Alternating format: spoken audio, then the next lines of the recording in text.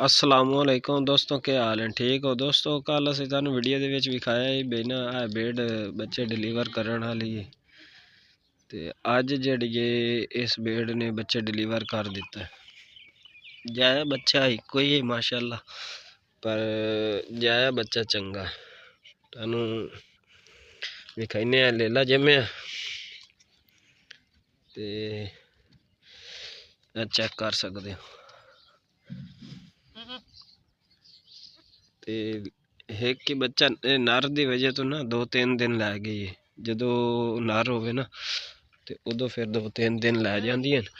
बाकी अगर मेल होवे फीमेल होवे तो मुड़ मादी होवे ना मुड़ 2-4 दिन पहले सो जाती। नर की वजह तो 2-3 दिन लै। माशाअल्लाह फल अच्छा है, बहुत ज़बरदस्त बेड जाए।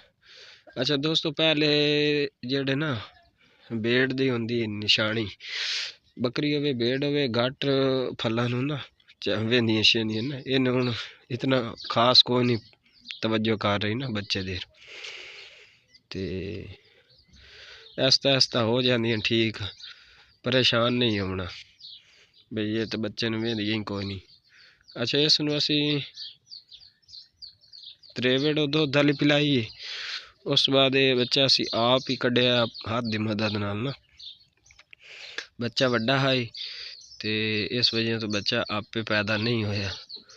सुबह से कढ़ियन ते उस टाइम ना ये नाड़े वगैरह बेड कर रही है, सुमन दी ना निशानी दे रही है।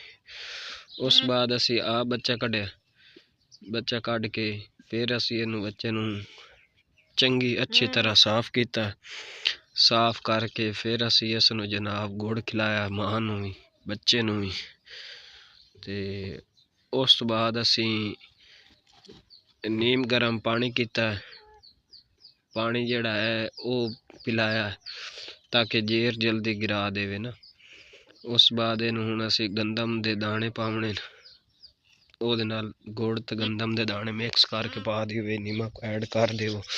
एक तो नमक नाल टकोर हो जाती अंदरूनी, दूआ ये बई उस दे नाल ये फायदा हो जासी तुहाडा जेर जल्दी गिरा देसी। ते मेन मकसद हुंदा जेर गिरावण दा ना। ते बाकी ये बई पेट की सफाई वास्ते अगला प्रोटोकॉल जेड़ा है वो असी तुहानूं फिर दस दिसां। ते वीडियो अच्छी लगे तो वीडियो नूं लाइक लाजमी करना है। और बच्चे नूं सब तो पहले तुसी जेड़ा ना जिवें ये हुण खड़ा हुंदा है ना, थोड़ा थोड़ा आला खड़ा हो रहा है और घंटे तक मजीद अपने पैरों ते हो जासी। जिस टाइम में बच्चा खड़ा हो जाए ना, इस नूं मां दा पहला बोला जेड़ा है ना वो रजा के पिलावना, ताकि ਉਹਦੇ ਵਿੱਚ जितनी ताकत होंदी है ना वो किसी ना इंजैक्शन च ना दवाई च ना किसी होर चीज़ च। ਉਹਦੇ वास्ते बई ये बड़ा ज़रूरी होंदा।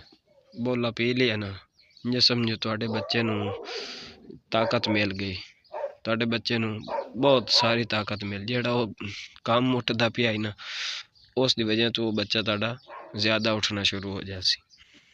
ते वीडियो अच्छी लगे तो वीडियो नूं लाइक लाजमी करना।